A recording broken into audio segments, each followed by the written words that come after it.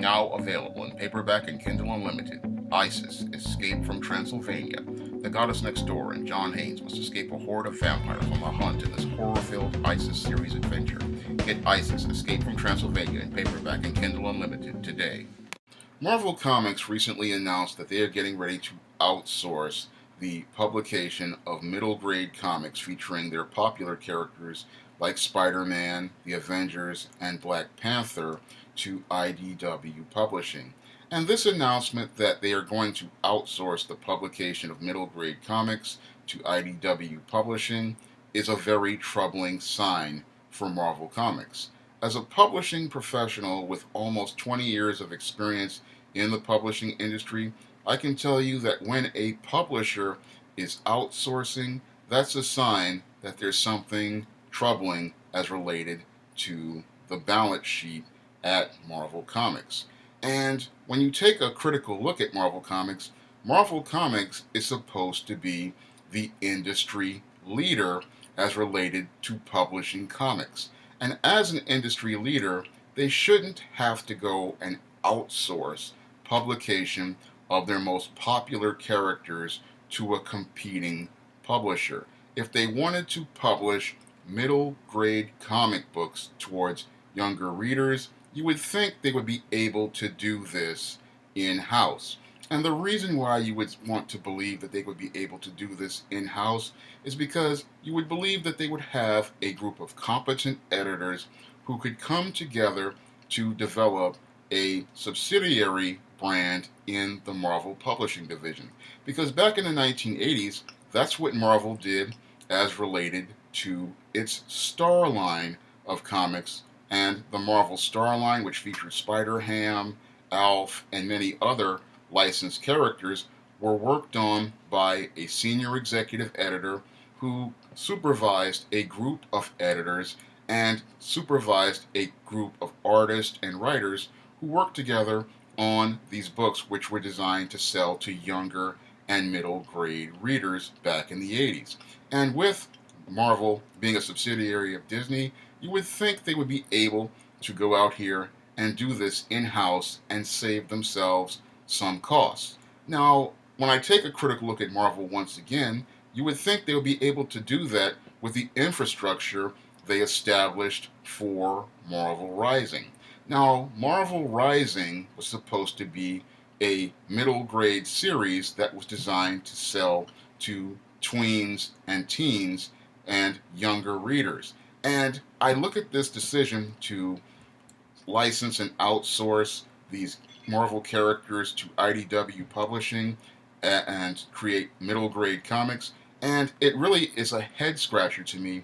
And the reason why it's a head scratcher to me is because you're licensing comic book product to be sold to compete against your own Marvel Rising product. So you have two different products from two different companies competing with each other and encroaching on each other's marketplace. This clearly shows me that as it related to the editors and senior executives at Marvel, that there is really no sense of leadership and no sense of direction, because no smart publisher out here is going to go and license and outsource the publication of their characters to compete with a product you already have in the marketplace. That takes away from your own profits, and it also takes away from your own market share. So I look at that decision, and it's clear to me that this is a decision based in desperation.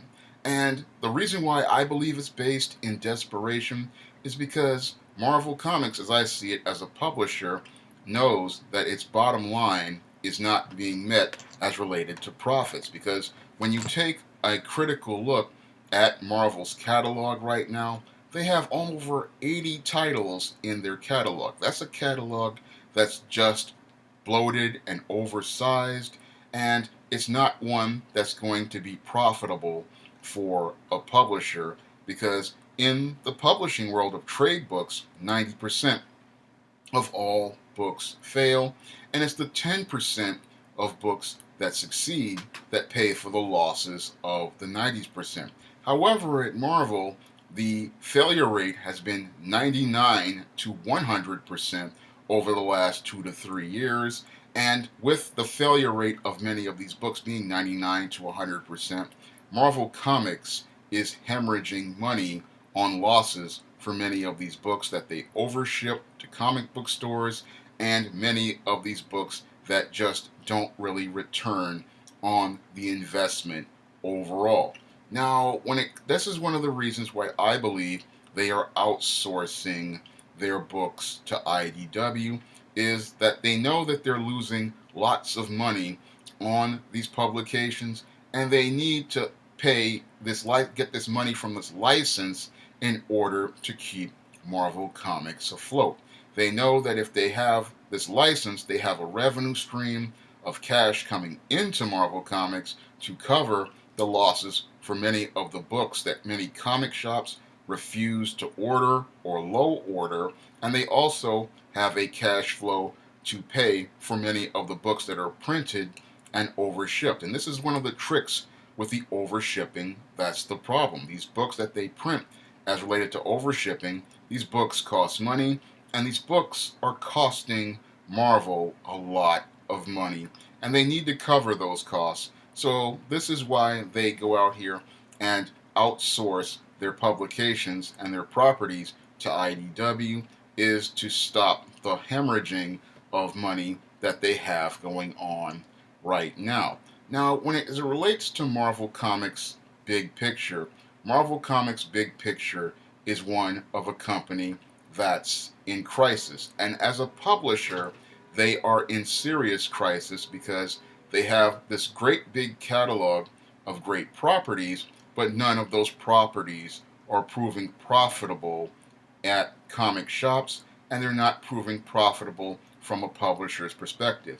In order for a publisher to have a profitable catalog, again, they have to have that 10% of books that are selling in large numbers. And many of Marvel's most popular and iconic characters who used to be their top sellers, like your Wolverine, like your Spider-Man, like your Incredible Hulk, they are not pulling their 1980s numbers where these books were selling 500,000, 300,000, 400,000, or even 250,000.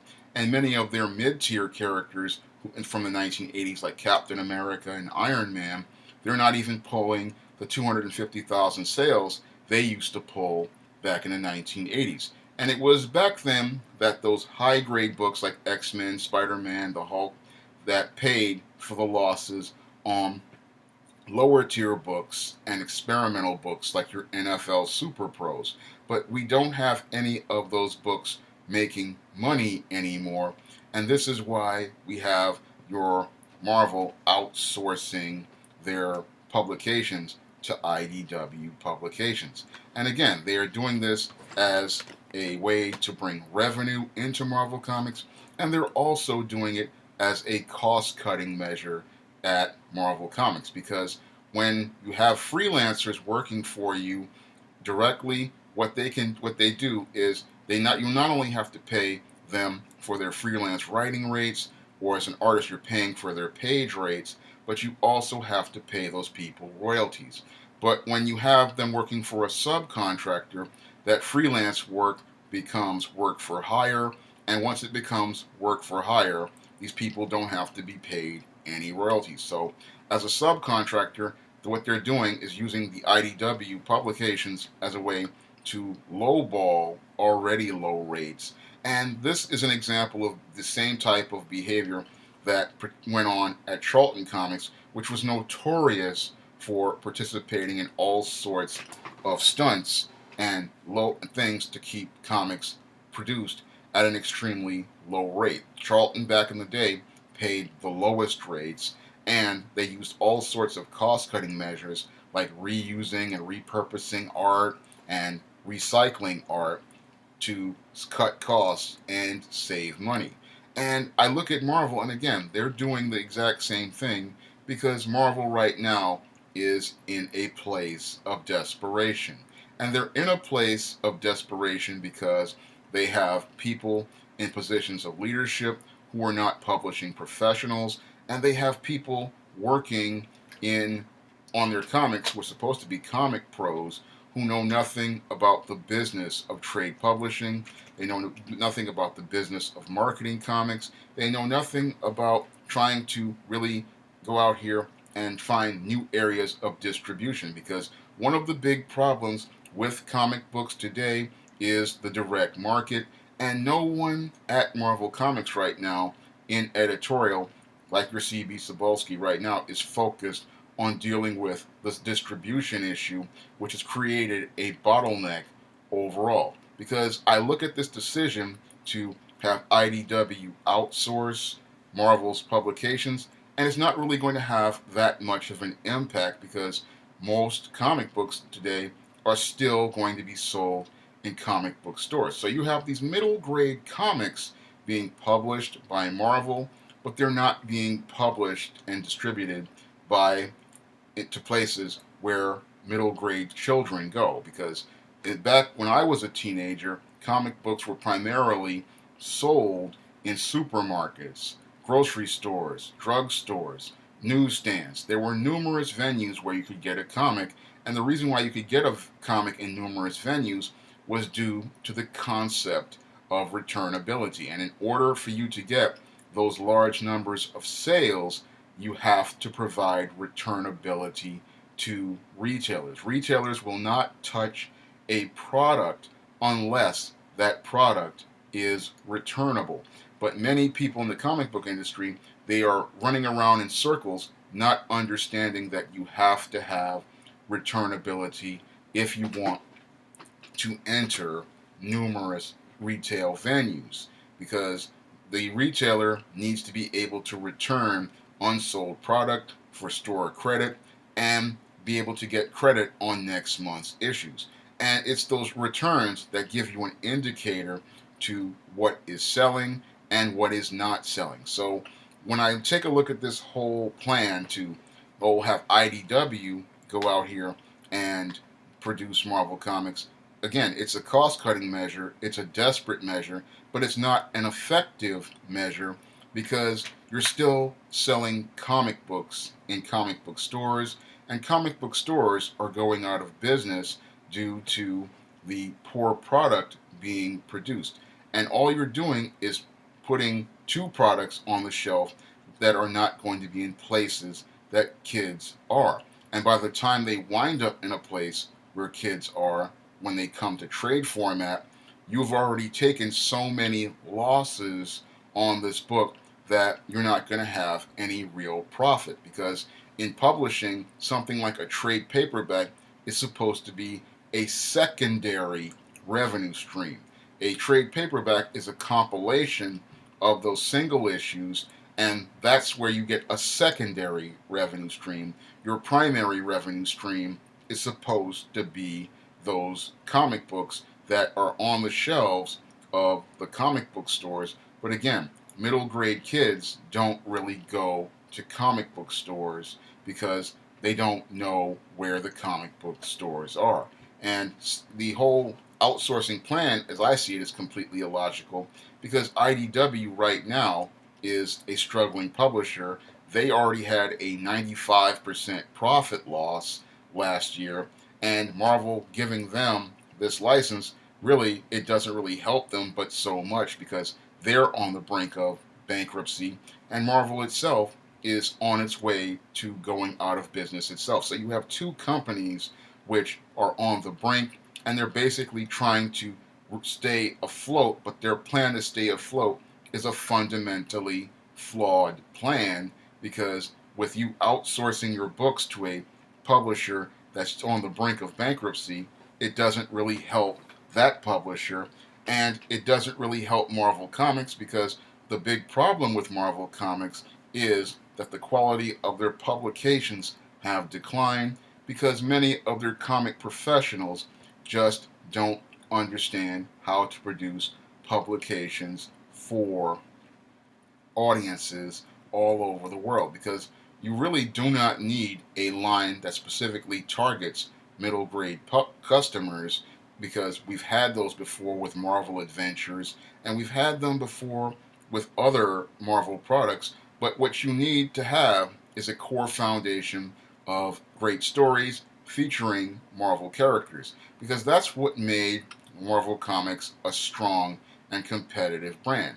You had great Marvel Comics being produced primarily by great comic pros back in the 1980s and the early 1990s, and it was those comics that were accessible to younger readers. I remember being a kid, and what made me want to read Marvel Comics was they had great stories that were accessible to readers of all ages, and the content in them was appealing to readers of all ages. We don't get that today from today's comic pros who have decided they want to inject identity politics into their comics and have forsaken the tenets of good comic book storytelling and forgotten how to build these characters based on their previous histories. No, instead of focusing on the histories of these characters and the richness of the catalog, many of these modern comic pros, they want to push their own far left agendas or their own social justice agendas, or create Mary Sue characters like your Riri Williams and interject them into the adventures of Marvel instead of trying to stay true to Marvel's long storied history and Marvel's long storied brand. And if they went and hired a lot of the seasoned comic pros that were out here, veterans, to be editors or go out here and look for young, promising talent like I have seen on numerous Facebook boards and just looking on Google at numerous artists out here, they would be able to create quality comics that would sell far more than what's being sold right now. But when you see a company like Marvel Comics outsourcing the publication of something like middle grade comics to an IDW publisher, a competitor, that's not a good sign for Marvel Comics. And the reason why it's not a good sign is because it clearly shows me that the executives at Disney do not have faith in Marvel's editors right now. They don't have confidence in their ability to produce quality publications, and they don't have confidence in the products that they produce, nor do they believe that these people are competent enough to produce a product that would be appealing to a middle grade audience. Because when you take a look at the comics they produce right now, they show us that a lot of these people just don't understand how to create comics for a traditional audience of the middle aged adult males. So they really don't understand how to create comics for middle aged children who are from anywhere from 11 to 14 years old, and they don't understand the whole concept of creating something without infusing identity politics or social justice, and they don't understand the concept of just writing a basic, simple story where good guys take on bad guys. Now, I understand the concept of writing stories where good guys take on bad guys because I've been doing it for over 15 years. I've been doing it for the last 5 years with the ISIS series and the E-Steam series, and I understand that there is certain content that is appropriate for younger readers, and that there is certain content that is appropriate for older readers, and that there is certain content that is all ages. And all ages content is something that middle grade readers can enjoy and adult readers can enjoy. And that's something that Marvel Comics isn't producing. And when you have executives who have no confidence in the people who work there and have to outsource, it shows us, again, a company in crisis, because Marvel Comics, the industry leader, should not have to go out here and outsource the publication of its most popular characters to IDW. They should have competent people working in their editorial department who should be able to form a team of editors to come together, to hire a group of freelancers to create these kind of books. And all of this work should have been done in-house under that whole Marvel Rising label, and that whole Marvel Rising imprint should have been what they should have done to appeal to middle grade readers. That's all they needed to do. But this decision to outsource, again, shows me a complete failure of leadership, a complete lack of confidence in leadership, and it shows me that Marvel Comics, as we know it, sooner rather than later, is going to be out of business as a publishing house. And instead of them publishing Marvel Comics at Marvel Comics Publishing House, what they're going to do in the future is outsource these characters to competing publishers like your IDWs, like your Dark Horse, and many other companies, and then use that licensing money in order to be a revenue stream for Disney. And what that's going to do at the end of the day is it's going to lower page rates for artists, lower story rates for writers, and it's going to lower royalty costs to writers. And this is all bad for the industry, which is already struggling, because if Marvel Comics goes this route of outsourcing, what it's going to do is it's going to prevent many freelancers from being able to make a living working at a company like Marvel Comics, and they're going to have to wind up going out here and getting some sort of other employment to supplement the skills that they have right now. And many of these people who were editors, they're going to be unemployed, and they're going to have a hard time finding work, because in publishing it's very hard to find work as an editor because it doesn't pay that much, and oftentimes many of these houses go out of business very quickly. And with the rise of self-publishing, there may not be many opportunities for many of these people who were once editors of Marvel Comics. And as they look at the decline of the comic book industry, they're going to have to wonder to try to find a way to make a living. If you'd like to try something like SJS Direct publications like the ISIS series, the E-Steam series, The Temptation of John Haynes, the Spinsterella trilogy, and my men's issues books, you may do so by clicking the link in the description box to Amazon.com. There you will find all my titles in paperback and e-reader formats. And if you want to help me make more videos like this, you can donate to my Patreon by clicking the link in the description box. That's all I have to say for this video. You can comment, rate, and subscribe. Now available in paperback and Kindle Unlimited, John Haynes, A Conversation with Death. A man who rules the world and the angel of darkness take on a horde of demons in its inaugural John Haynes series adventure. Get John Haynes, A Conversation with Death for 99 cents on Kindle or in paperback today.